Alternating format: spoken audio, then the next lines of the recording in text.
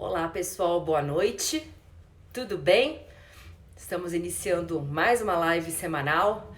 Desculpa pela minha ausência na semana passada, eu tava com uma rinite muito forte e realmente rinite e live não combinam, vocês não iam ficar muito à vontade, eu também não, com o nariz todo entupido, não ia dar muito certo. Mas hoje estamos aqui de volta e trago para vocês um tema bem interessante pra gente discutir, né? Vocês devem estar recebendo, né, de corretoras e gerentes, muitas questões de oportunidades para investimento, o que vai dar certo no pós-pandemia. E a primeira pergunta que vem é, pós-pandemia, mas a pandemia não acabou ainda. Verdade, a pandemia não acabou, principalmente no Brasil, mas o mercado financeiro sempre se antecipa. Então eu quero discutir com vocês algumas coisas que podem ser boas oportunidades de investimento, pensando aí no momento em que a gente estiver realmente mais próximo do final da pandemia, com uma população, com um percentual da população mais vacinado, né, menos transmissão, enfim, que a gente puder ter uma volta à normalidade sem ficar a todo momento preocupado com esses riscos de fecha, agora volta, vai. Então vamos ver, porque algumas coisas são boas oportunidades, mas outras nem tanto. Então eu quero fazer com vocês aqui essa análise crítica, mostrar, afinal de contas, né, quando alguém te oferecer alguma coisa falando que é uma excelente oportunidade agora para o pós-pandemia, será que é mesmo? Então eu vou pegar minhas colinhas aqui, porque eu peguei dados, né, porque não adianta a gente simplesmente chegar aqui e falar das coisas, né, eu acho isso, eu acho aquilo, a gente tem que se basear na realidade, o que a gente está vendo por aí. Então deixa eu começar com o ouro, né? O ouro foi o queridinho aí do período pré e pós-pandemia, né? Pré-pandemia porque antes do coronavírus e de todo esse efeito sobre a economia global, já se falava muito de desaceleração, principalmente nas economias desenvolvidas, Estados Unidos. Então, muita gente já estava recomendando o ouro, já estava indo, né, para o lado do ouro, pensando em proteção, pensando num cenário de alta de juros nos Estados Unidos, enfim, de algum tipo de desvalorização do dólar, tudo mais, pensando no ouro. E aí, quando veio a pandemia, de fato, o ouro se tornou o grande queridinho, porque ele é um ativo que funciona muito bem em momentos de crise, né? O ouro, ele é um misto. Muitos gostam de classificá-lo como uma commodity, junto com outros metais como cobre, prata, alumínio, mas na verdade o ouro tem sim, né, uma aplicação como commodity em ligas industriais, na parte de consumo, em joias, mas ele também é uma reserva de valor. Outros metais também são, mas o ouro inclusive pode ser usado como forma de pagamento no mundo todo. Se você chega com ouro, é uma forma reconhecida, né? Se aquele ouro for analisado e for puro, ele é uma forma de valor. Diferente se você chegar com seus reais em vários países, eles não vão valer nada. Com o dólar é diferente, mas mesmo assim pode ter alguns lugares em que o dólar não vai ser aceito, porque não é a moeda local. Já o ouro, ele tem essa conversibilidade, então ele é considerado uma reserva de valor em si, né? Então vamos dar uma olhada aqui, né? Então, se por um lado o ouro funciona muito bem nesses momentos de crise, ele tem um grande porém, uma grande desvantagem, ele não gera renda. Não, diferente de vários outros investimentos, ele não paga juros, ele não paga dividendos, ele não tem nenhum tipo de rendimento. Então a única forma de você ganhar dinheiro com o ouro é você comprar ele a um determinado preço e esperar que esse preço aumente, se valorize, né, para você ter um ganho. Você não vai receber nada simplesmente por ter o ouro, ninguém vai te pagar juros, você não vai receber dividendos também, você simplesmente tem aquela reserva. E lógico que a maioria das pessoas também, né, pequenos e médios investidores, não compram o ouro em si, porque é difícil, né, você tem que comprar, você tem que ter um lugar para estocar, né, a gente não tá falando de barrinhas pequenas. Normalmente, ouro como investimento tem que ser aqueles lingotes, né, padronizados, que você tem o selo de pureza, você tem que ter um lugar para guardar. Então, normalmente, os pequenos e médios investidores vão muito investir em fundos, que aí sim vão investir em ouros, em contratos futuros de ouro. Mas vamos dar uma olhada, então, como o ouro se comportou. Se a gente pegar os últimos 12 meses, então, né, se a gente voltar lá no tempo, 12 meses até 2020, o ouro se valorizou 0,64%. Eu peguei a cotação do ouro no mercado à vista em dólar, tá? Que é o mercado mais líquido do mundo. Então, se a gente tivesse essa referência, se eu tivesse comprado há um ano e guardado esse ouro comigo, ele estaria valendo só 0,64%. Claro que ao longo do caminho a trajetória dele foi muito tortuosa. Subiu, caiu, voltou. Não foi só 0,64 bonitinho, assim, como se fosse uma linha mais suave. Mas no final das contas, se a gente fosse ver o resultado de vou comprar o ouro, ele é uma proteção, vou investir nele e vou guardar, você teria ganho muito pouco. 0,64. Eu tô olhando a cotação em dólar, tá? Então não tenho o fator cambial, tá? Tô vendo a cotação dele em dólar também. Então quem tivesse comprado aqui um fundo de ouro em reais com proteção cambial não teria esse efeito da moeda. Agora, o mais interessante é que a gente olhou em 12 meses. Mas se você tivesse comprado no meio do caminho desses 12 meses, quando o ouro estava no pico, e geralmente o preço do ouro chega no pico nos momentos de maior crise, maior incerteza, quando existe geralmente uma crise de confiança, os investidores perdem a confiança. Será que esse título vale? Será que esse governo vai me pagar se eu investir no título dele? Será que a ação dessa empresa vai valer? E se ela quebrar no meio do caminho? Se eu emprestar dinheiro para essa outra empresa aqui e ela não me devolver? Então, o ouro funciona muito bem nesses períodos de crise de confiança. E, né, muitos chegaram até a questionar o valor das moedas, como dólar, euro, porque os bancos centrais agiram aí jogando dinheiro no mercado. Então, muita gente questionou que até as moedas fortes poderiam perder muito valor. Então, o ouro se tornou aí o grande atrativo do mercado. Então, se você tivesse investido no momento assim que o ouro chegou no pico, nesses últimos 12 meses, e tivesse mantido até agora, você teria perdido 15%. Ele se desvalorizou do pico nos últimos 12 meses até agora, 15%. Então, 0,64 é se você tivesse comprado lá atrás, né? Há 12 meses. Então, a gente tá falando aí de abril, né? Meados ali, 20 e poucos de abril do ano passado. Se você tivesse comprado no pico, que foi por volta de agosto de 2020, quando realmente a gente começou a ver a segunda onda na Europa, depois todas as viagens de verão, a gente começou a ver casos de reinfecção, começou-se a falar aí de variantes, enfim, novos casos. Então, você teria perdido 15%. Então, a gente tem que tomar um pouco de cuidado, porque o ouro tem isso.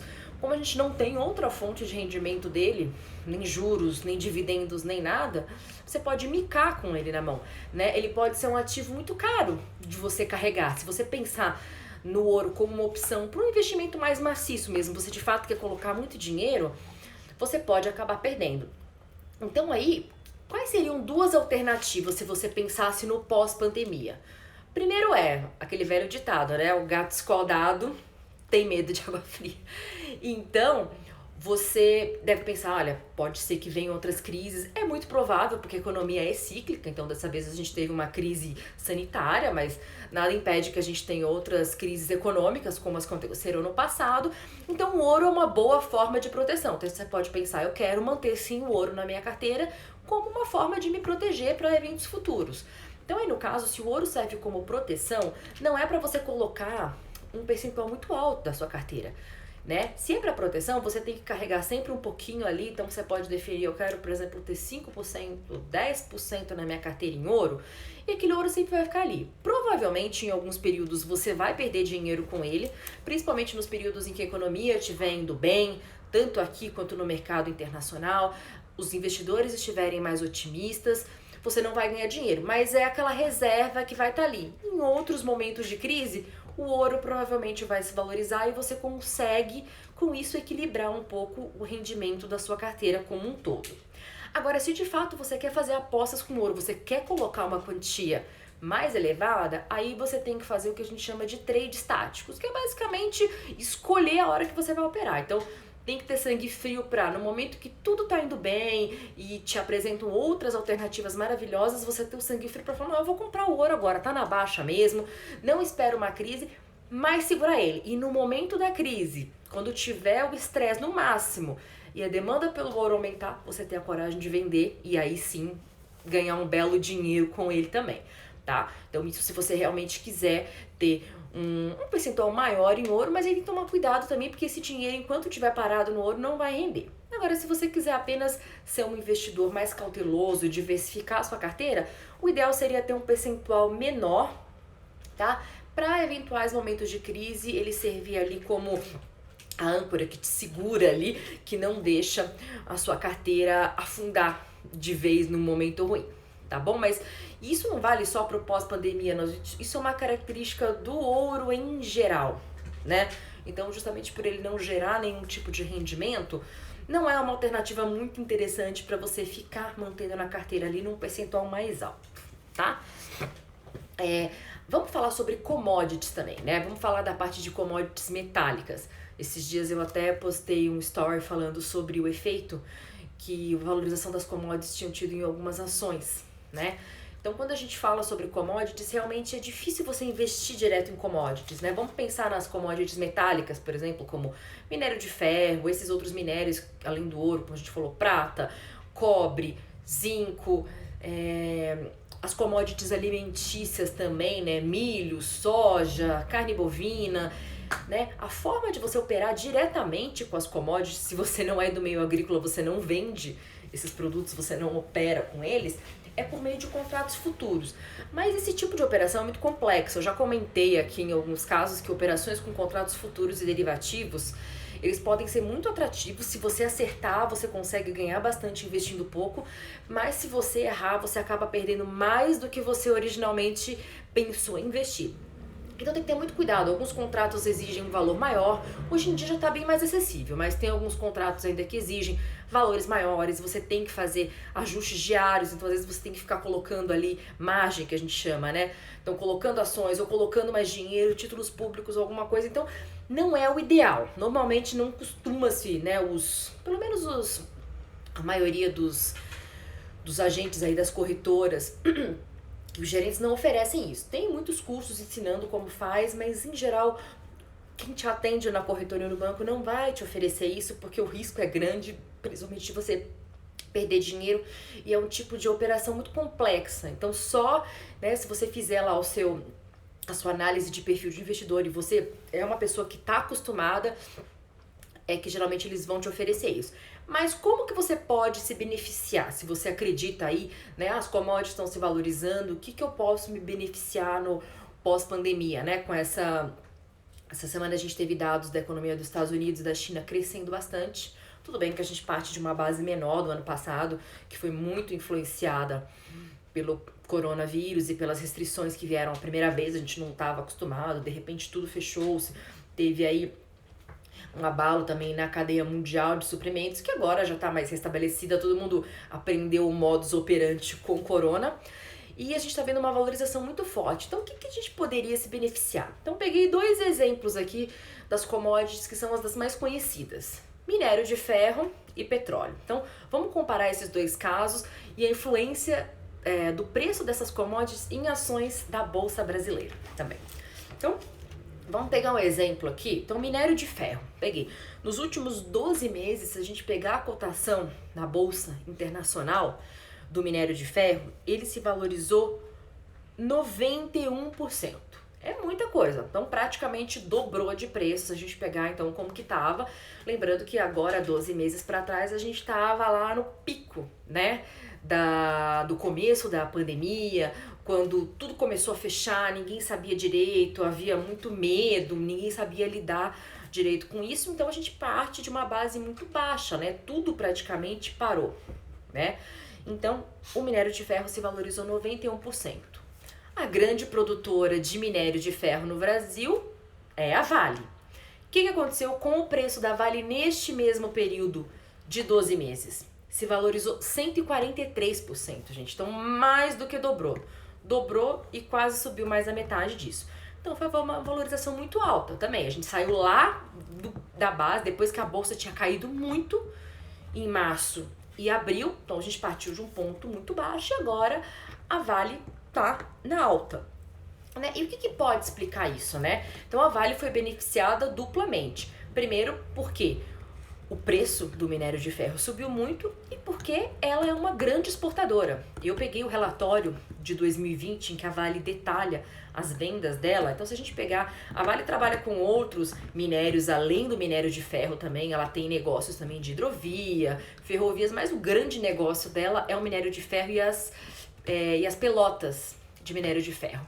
Então, se ela pegar o minério de ferro, ela fala dos embarques que ela fez, né? Porque a Vale, ela extrai o minério, então ela tem a maior parte hoje do minério de ferro é extraído nas minas do norte, né, lá de Carajás, no Pará. Ela tem produção aqui também no sudeste, né, a gente viu os casos de Minas, todo mundo viu por conta da tragédia de Brumadinho em 2019. Mariana, ela também tem produção de minério de ferro, mas a maior parte é de lá, e conforme a região, ela escoa para diferentes portos.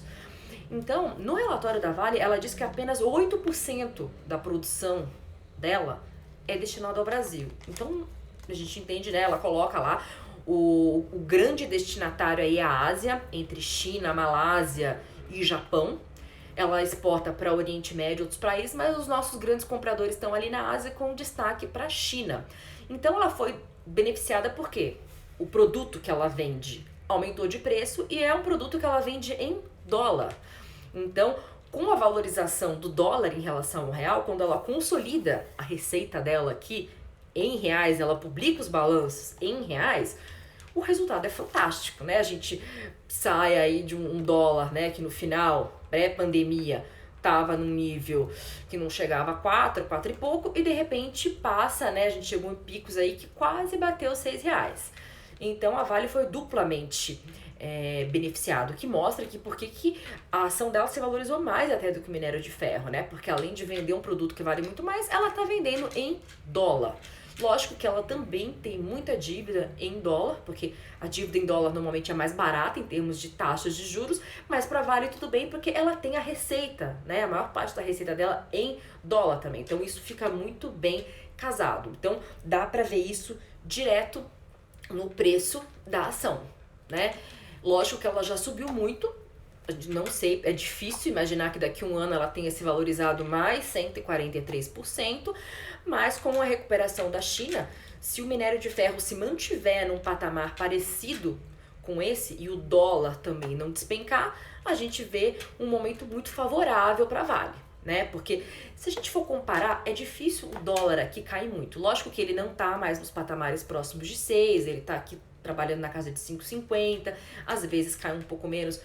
O Banco Central tem atuado, mas é difícil no curto prazo, pelo menos, vamos considerar esse ano ou até para os próximos 12 meses, eu particularmente acredito que é muito difícil, porque o que mexe com o câmbio? O diferencial de taxa de juros, de inflação, de crescimento.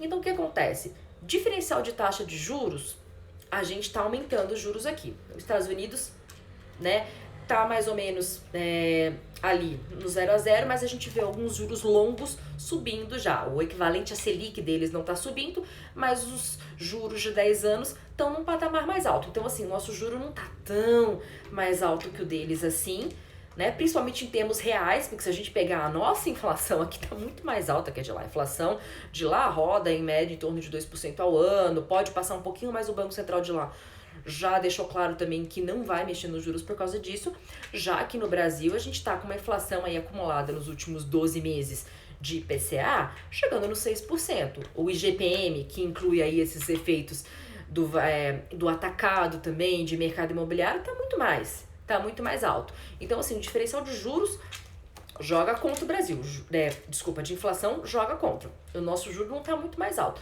Diferencial de crescimento nem se fala, porque os Estados Unidos está vivendo um momento positivo, porque já tem uma maior parte da população lá vacinada, a gente está vendo os números já aumentaram, né, de crescimento em relação ao ano passado, eles estão com uma administração lá, um governo novo, querendo investir, e aqui em compensação a gente está num outro momento, né? Falta de vacina, governo aí emperrado, já talvez pensando em eleições do ano que vem, pouco espaço fiscal para gastar dinheiro, para tentar dar uma alavancada nesse crescimento, porque já tá difícil achar espaço no orçamento para gastar com as coisas que precisam, que são obrigatórias, com os gastos de saúde que a gente precisa.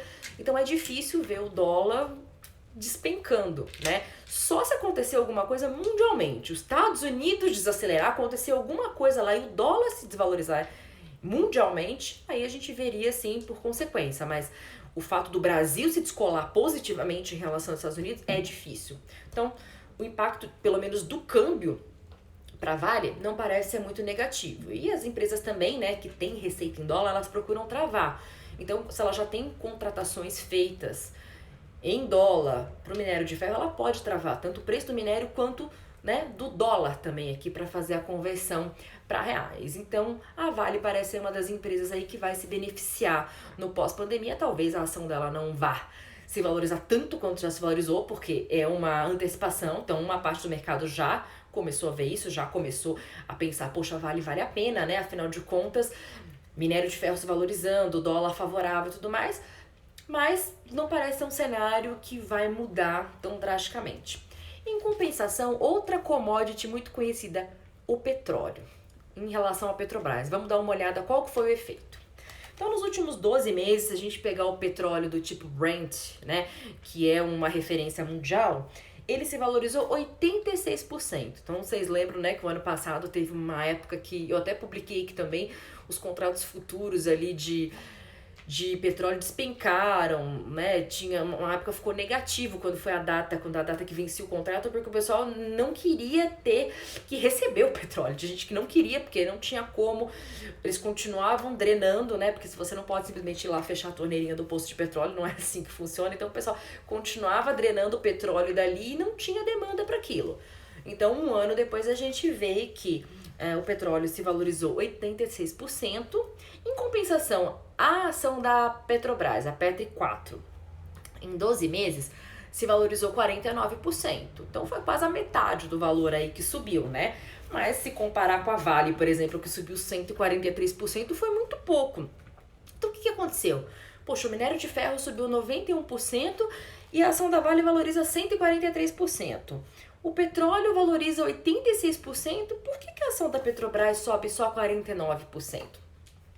Então, gente, claro que as empresas têm as suas especificidades. Se a gente fosse fazer uma análise no detalhe, a gente teria que olhar os balanços, ver o nível de endividamento.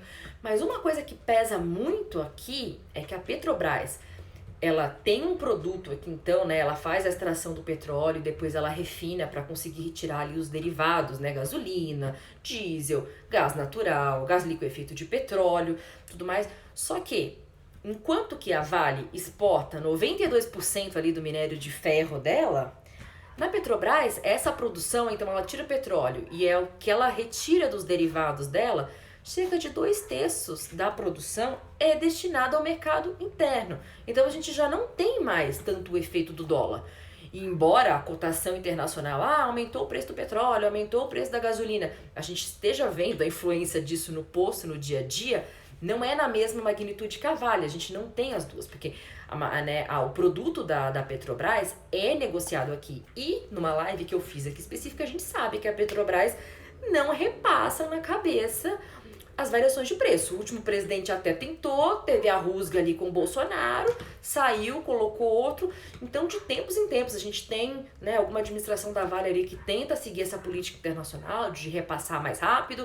Aí isso gera algum conflito social, né? Você encarece frete, encarece o transporte para as pessoas físicas, para quem trabalha em aplicativos, para quem faz entrega, você, né, acaba contribuindo com a inflação. E aí volta-se. Então a Petrobras, ela é uma empresa estatal. O maior acionista ali, quem manda nela, né, quem dá as cartadas, inclusive quem indica mais membros para o conselho, que é quem toma essas decisões estratégicas da empresa, é o governo. A Vale é uma empresa privada.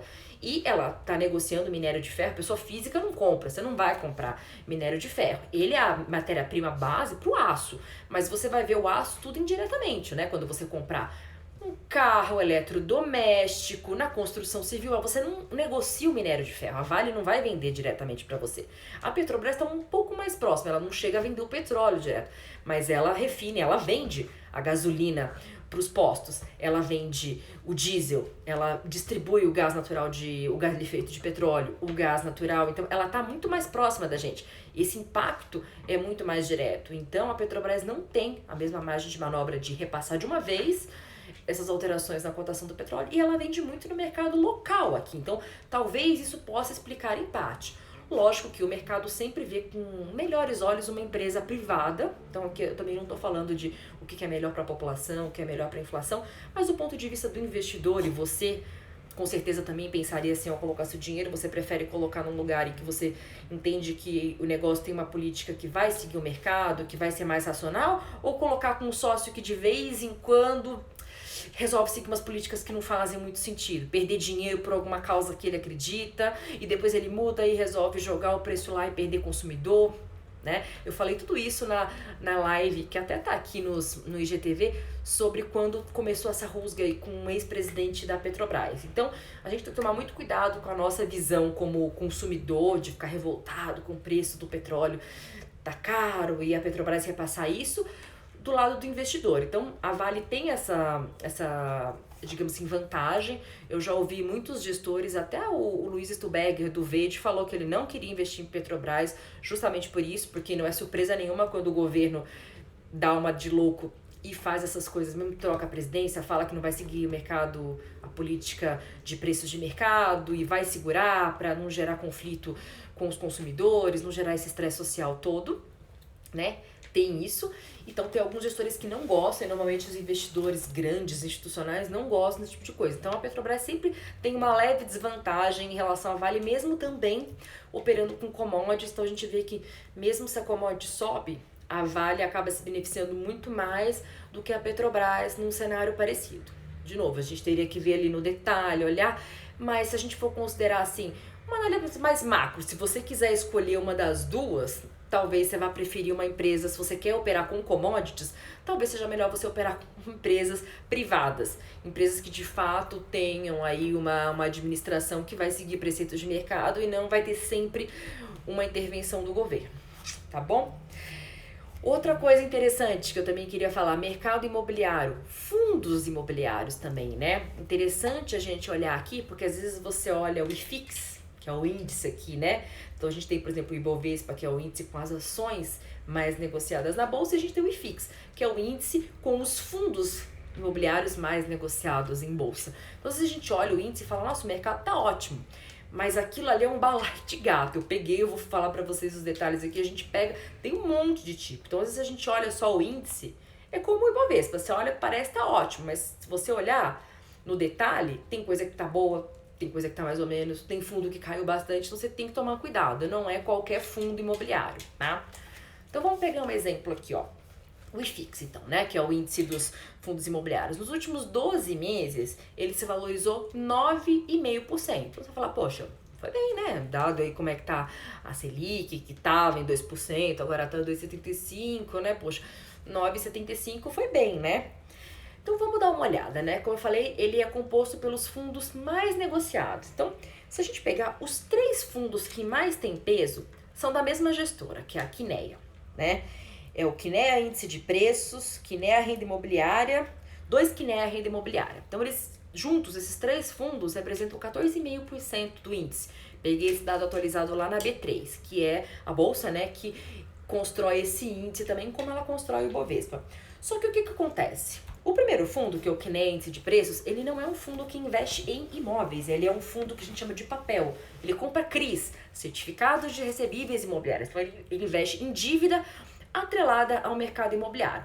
Normalmente esse tipo de dívida tem como garantia o imóvel, né? Normalmente o CRI ali está atrelado a algum aluguel, algum pagamento, que se não acontecer tem um imóvel, mas veja, não é comprar o imóvel para o fundo alugar, que a gente pensa normalmente, né? Como os fundos tradicionais que aparecem ali como fundo de tijolo. Ele é um fundo de papel. O Kinea Renda Imobiliário, o KNRI 11, ele é misto. Então ele tem papel e tem tijolo. E o outro que é a renda imobiliária, que é o KNCR11, também é de CRIs. Ou seja, esses fundos não são os clássicos, você não está investindo diretamente em imóveis. CRIs, você poderia comprar também, tem vários por aí, né?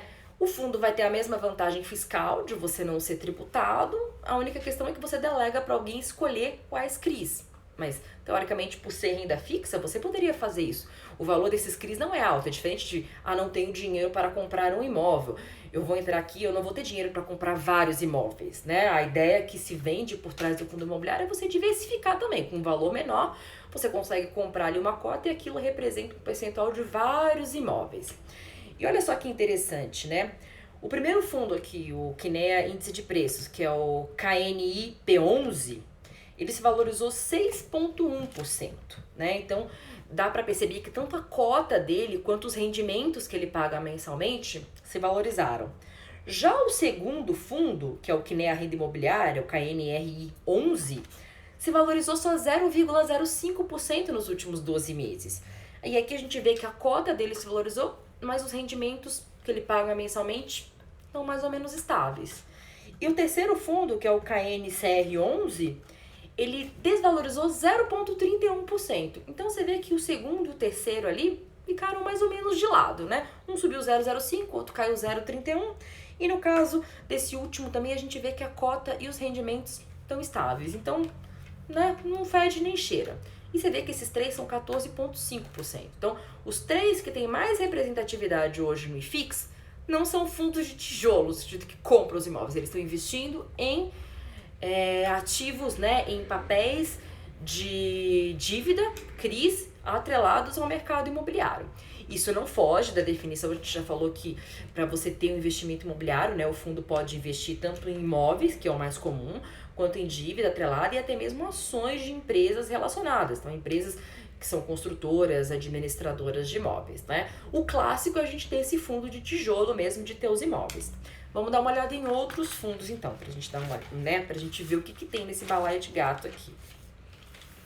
Na sequência, olha que interessante, se a gente pegar os fundos aqui tem mais peso, tem dois fundos logísticos, que são aqueles que investem em galpões, que foi uma coisa assim que ficou bem valorizada, né, no pós-pandemia, pensando aí na aceleração do comércio online, que até alguns pequenos varejistas se desfizeram das suas lojas de shoppings de rua e partiram só para o online e começaram a alugar pequenos galpões, né, para ter o seu estoque, para não ter a lógica física e também não manter em casa ter isso, até os grandes varejistas que aceleraram bastante as suas vendas online e começaram a expandir os seus galpões. Então a gente tem o HGLG11, que é o fundo do Credit Suisse de logística.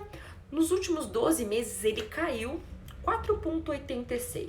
E aí a gente percebe que a cota caiu e os rendimentos ficaram mais ou menos estáveis. Então não deve ter tido muita vacância, que a gente chama, porque de fato teve demanda por esse tipo de imóvel, mas os galpões específicos desse fundo aqui não parecem ter se valorizado muito, pelo menos a gente não viu isso na cota. Já se a gente pegar outro fundo de logística aqui na sequência, que também tem um peso parecido, que é o XPlog, XPLG11, ele se valorizou 7,41%. Olha que interessante. Um caiu 4,86%, o outro subiu 7,41%.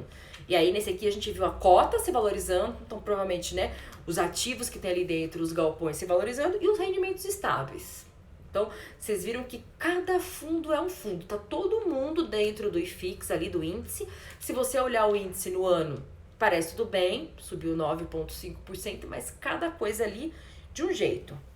Se a gente pegar fundos, por exemplo, relacionados a escritórios, que pré-pandemia eram os queridinhos do mercado aí, principalmente os fundos que tinham escritórios, lajes na Faria Lima, Juscelino, Berrini, né? Aquele ponto ali bem valorizado de São Paulo, os que tem também na parte da Zona Sul do Rio de Janeiro, por exemplo, em outros centros comerciais importantes. Se a gente pegar aqui um que é bem grande, o BTG Corporate Office, BRCR11, ele caiu 10,86% no último ano. E aí a gente viu a cota caindo, os rendimentos mais ou menos estáveis, talvez porque ele não tenha encerrado tantos contratos ainda, mas por essa cota caindo a gente vê uma indicação do mercado aqui, tendo menos demanda por esse tipo de fundo. Um outro aqui também de shopping, o HGBS11, o Red Brasil Shop, caiu 3,75% no último ano. E aí o mais interessante aqui é que a cota dele caiu, porque a gente tem todo esse problema com o shopping de abre, fecha, vai ter restrição, não vai, né? Vai cobrar aluguel nesse período que tá fechado, não vai. Então a cota caiu porque o shopping se tornou uma coisa menos valorizada pela aceleração do comércio online e por essas restrições, e os rendimentos ficaram muito estáveis. Se você olhar, tem mês que foi bem, aí aumenta, cai, ou seja, provavelmente também fruto desses períodos de o administrador do shopping vai cobrar ou não vai aluguel quando o shopping está fechado. Então toda essa instabilidade se reflete aqui nos rendimentos também. Então nessa parte de fundos imobiliários, né, se vierem oferecer para você, dizendo mesmo, olha, os juros continuam baixos, mesmo a Selic subindo, vão continuar baixos, você tem que diversificar para a parte de imóveis e fundo imobiliário é uma excelente alternativa, olhe com cuidado que tipo de fundo é. Então, ele é um fundo de tijolo mesmo, ele vai comprar imóveis ou ele vai investir em dívida? Porque se vai investir em dívida, gente, para comprar CRI, sugiro que você mesmo compre. Para que pagar a taxa de administração e não saber o que está ali dentro? Você mesmo pode escolher o CRI. Você pode fazer, e não necessariamente de empresas imobiliárias, tá? Tem muito CRI aqui que é de empresa que não tem nada a ver. Já teve CRI da Petrobras, né? Por exemplo, um prédio administrativo. Alguém vai lá, constrói um prédio para a Petrobras, ela não vai comprar porque ela não vai mobilizar dinheiro, ela aluga aquele prédio, faz um contrato de longo prazo, que a gente chama de atípico, 10, 15 anos, e esse fluxo de caixa, né? Normalmente quem construiu o prédio é alguém, né? É uma empresa ligada ao setor imobiliário, ela não quer ficar com o dinheiro parado, ela precisa do dinheiro para girar, para fazer novos empreendimentos, então ela securitiza isso. Ela fala, olha, eu tenho aqui um contrato com a Petrobras de aluguel de 10 anos, você quer? Eu cedo para você. Ele cede mediante, né? Ali o desconta-se ali uma taxa de juros, a empresa vai receber o dinheiro e os investidores ficam com esse fluxo da Petrobras aí, no exemplo, ou da empresa que esteja alugando imóvel como garantia. Então, CRI, você mesmo pode fazer. Né? Eu acho que investimento no fundo imobiliário vale a pena se for fundo de tijolo, que vai comprar imóvel mesmo, porque aí você está indo para a economia real. CRI é mercado financeiro. Se você quer investir em imóveis, aí fundo imobiliário sim, mas você tem que tomar cuidado. É shopping? É escritório? É galpão? Eu vi um aqui também, que é o do Credit Suisse Renda Urbana. Ele é um misto de educacional, porque ele tem ali algumas unidades da Faculdade Estácio, DBMEC, e tem lojas também do Sans Club e do Big. Então, assim, esse aqui é bem misto. Se valorizou 9,33 no ano. Né? Aqui a gente teve os rendimentos mais ou menos estáveis e a cota subindo. Então, você tem que olhar com muito cuidado o que tem lá dentro. Não olhe simplesmente, o índice de fundos imobiliários está subindo, então o mercado está todo aquecido. Vai depender muito do segmento. A gente viu aqui destrinchando que cada um tá de um jeito. E por último, voltando para as ações, eu queria falar do setor de turismo, de viagens, que sempre me perguntam também, né? E tem dois subsetores aqui dessa parte de viagem e turismo pra gente dar uma olhada. Então, sempre me perguntavam, logo depois da pandemia, quando as coisas começaram a ficar mais restritas, você não acha que vale a pena investir em empresa aérea? Porque, poxa, ninguém tá podendo viajar agora, mas depois isso aí vai voltar, as empresas vão vender mais, vai ter essa demanda. Eu sempre comentava, gente, isso faz sentido, né? Realmente eu acho que vai ter uma demanda reprimida, tudo que as pessoas deixaram de viajar, elas vão viajar no final do ano. De fato, muita gente circulou aí pelo Brasil e provavelmente a gente teve essa segunda onda fruto disso. Então as empresas de fato faturaram, mas o problema é que empresa aérea, desde que eu comecei a acompanhar o mercado financeiro, sempre foram um pouco problemáticas, né? Normalmente muitas operando ali num setor meio deficitário, você olha os balanços ali sempre com dificuldades, né? E elas têm um grande componente do custo que é o combustível, que é, né, de novo, cotação internacional, dólar, então, que quando encarece é na veia o custo ali. Então eu falei, tem que tomar cuidado porque já era um setor bem complicado antes, né? E eu tava lendo esses dias uma matéria muito interessante que saiu no Washington Post, no FANEC, falando sobre o impacto da variação dessa questão de viagens, que no pós-pandemia, né? Como a gente ficou muito tempo nisso, a maioria das empresas tá desistindo de fazer viagens para o funcionário. Então, a não ser que sejam viagens que você tem que fazer uma prospecção de um cliente muito importante, discutir algo sigiloso, as reuniões que antigamente o pessoal despachava, fosse aqui, né, fosse localmente, ou na parte internacional, vão ser cortadas, porque é um custo que não precisa. O pessoal já se acostumou agora a fazer videoconferência, a usar todo o aparato tecnológico que a gente tem. Antes havia muita, né, às vezes alguma resistência, isso aqui não vai funcionar, não é seguro, mas depois de um ano todo mundo se acostumou e melhorou essa parte de segurança. Então, provavelmente as empresas aéreas vão sofrer, as internacionais principalmente, mas as nacionais também, porque enquanto que, por exemplo, nós, pessoas físicas, quando a gente vai viajar, principalmente se você vai viajar em família, você pesquisa com uma certa antecedência, não resolve ir amanhã para Salvador, por exemplo, porque você acha legal. Normalmente você vai planejar, né? A não ser que tenha acontecido alguma coisa que você precise muito ir, você tem um motivo pessoal muito forte, normalmente você vai planejar. Então você pesquisa nas empresas, na data melhor, às vezes sábado tá mais caro, se for domingo pode ser mais barato. Se eu tiver essa flexibilidade, tudo bem. Você vai procurar mais, você vai, olha, não tá no preço, eu vou ficar procurando todo dia até chegar no preço. Então a gente faz isso. Empresa normalmente não. Se a pessoa tem uma reunião, olha, ela precisa ir hoje porque a reunião é amanhã cedo. Vai vai ter que decidiu-se de última hora, vai comprar a passagem hoje porque a pessoa precisa ficar trabalhando até às 6 da tarde e depois ela vai viajar. Então, não tinha muita pesquisa. Como saía do caixa da PJ, existia mais ou menos um orçamento para aquilo. Então, é diferente. Até se a gente for ver até no nível psicológico, é muito diferente quando a gente cota uma coisa para nós, pessoas físicas, do que quando você está comprando para uma empresa, principalmente empresas grandes que consumiam muito. Então, isso vai afetar, porque as empresas aéreas não vão conseguir vender pelo mesmo ticket.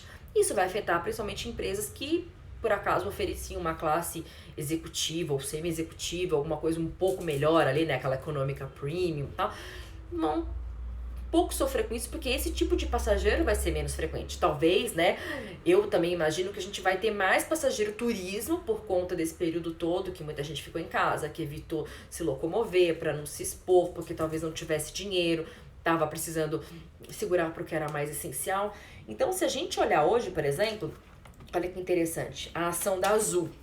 Nos últimos 12 meses, ela se valorizou 176%. Foi muita coisa. Então, muita gente provavelmente apostou, né, nesse que chama nesse call, né, nessa ideia de que, poxa, lá no ano passado ele estava na Bacia das Almas, uma ação de empresa aérea, porque ninguém estava podendo voar, as empresas não podem, restrição total e tudo mais, ela se valorizou muito.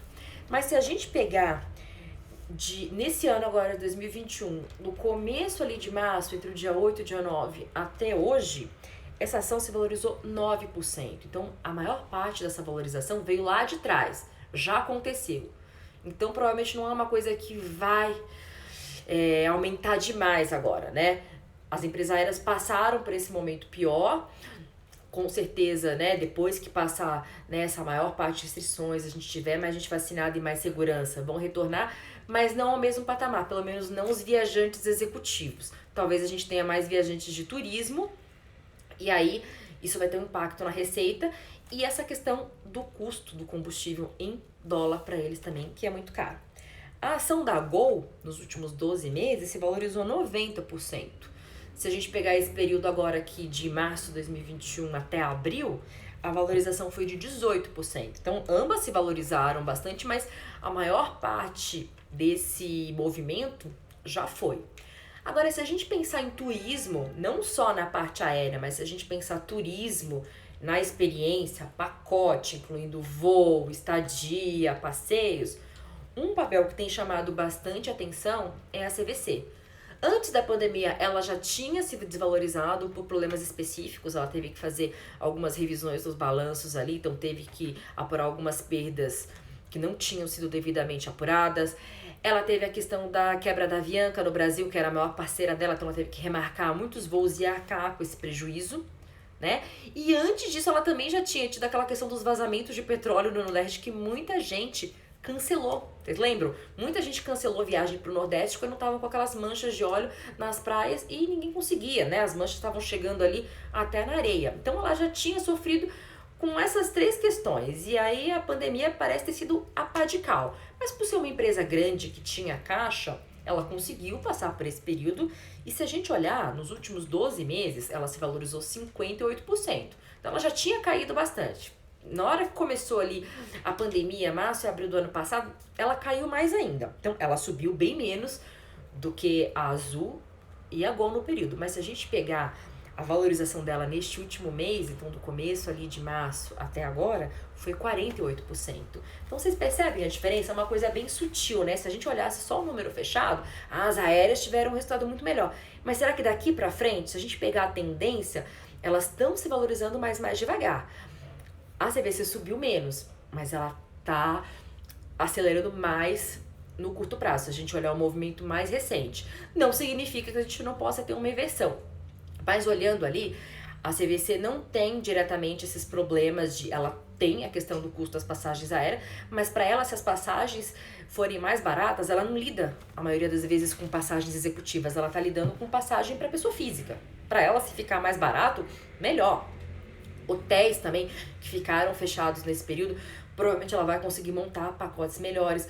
O foco da CVC são viagens no Brasil, então enquanto a gente não tiver uma vacinação mais maciça, que o Brasil não tiver uma imagem melhor lá fora, a gente também não vai conseguir, a gente está vetado da maioria dos países, brasileiro só entra se fizer quarentena em algum outro lugar, então Isso parece estar influenciando a CVC muito positivamente aqui no último mês. Então, se a gente olhar, né, eu particularmente gosto mais de pegar essa parte de turismo, pensando realmente que as pessoas estão com essa vontade ali reprimida de viajar, de se divertir, poder, mas por enquanto vão ter restrições lá fora, tanto por vacina quanto por dólar também, né, gente? Porque dólar a 5,50, euro a 6,60, libra acima de 7, né? Tá complicado. E os países, se a gente for pensar, países asiáticos, onde a moeda talvez esteja mais valorizada do que a nossa, a passagem aérea é caríssima também, pela questão, né, em dólar fica caro.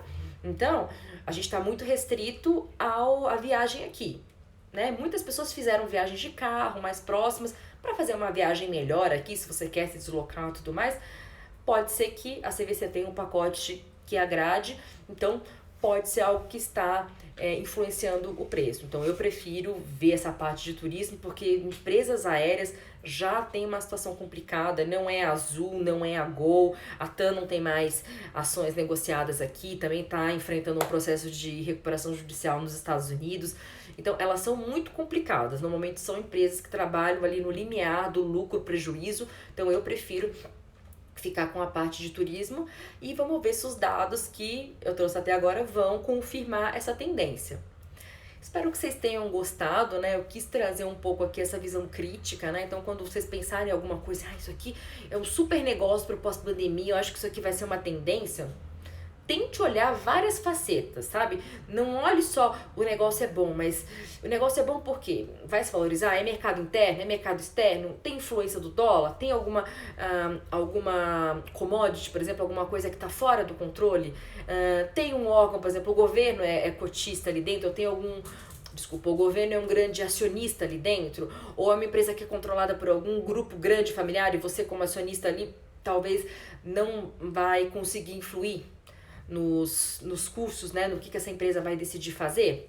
Então, tente olhar por todos os lados. O ouro, por exemplo, parece bom, se valoriza demais, mas se a gente pegar no último ano não foi tanto assim, foi cheio de picos, vales. Você quer ter? Vai ser como proteção ou você quer ser um negociador ativo de ouro? Então, tente olhar por todas as facetas. Imóveis, vou ir para fundos imobiliários. Ele investe em que tipo de imóveis? Eu já falei para vocês daquele site do FIIS, que é Fundos de Investimento Imobiliários. Todas essas siglas que eu falei aqui, se vocês pegarem lá quais são os fundos que compõem o IFIX, vocês tiverem a sigla e entrarem nesse site do FIIS, vocês conseguem ver detalhes de todos os fundos. Se é de tijolo, se investe em CRI, você consegue ver o relatório dos últimos rendimentos pagos, como que foi a evolução da cota, para você olhar tudo, que tipo de investimento, a maioria já detalha os imóveis nos quais tem investimento, então para você saber onde você está entrando mesmo. Não vá simplesmente por ideias macros só, investir em imóveis, investir em ouro, investir em ações. Olhe com carinho ali por que você acha que aquilo vai ser uma boa tendência. Eu trouxe alguns exemplos, mas a gente pode falar de vários outros aqui, tá bom? Espero que vocês tenham gostado. Se ficarem com dúvidas, deixem nos comentários. Esse vídeo vai ficar salvo no canal do YouTube, Érica Finanças. Se você ainda não está inscrito, vá lá e se inscreva. E o vídeo vai ficar disponível lá, porque aí é mais fácil, você pode deixar os comentários. É bom porque eu te respondo e pode ser a dúvida de outras pessoas também, tá bom? Muito obrigada pela atenção, pela companhia, gente. E nos vemos novamente aqui na quinta-feira que vem, tá bom? Até mais. Boa noite.